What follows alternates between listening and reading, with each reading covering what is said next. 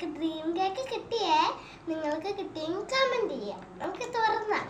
പക്ഷെ എനിക്ക് 1000 കൊണ്ടൊന്ന് കഴിച്ചു പോയി, കുറച്ച് കഴിച്ചു പോയി. പക്ഷെ കുറച്ചെന്ന് പറയാൻ പറ്റില്ല, നല്ല കൂടുതലാണ്.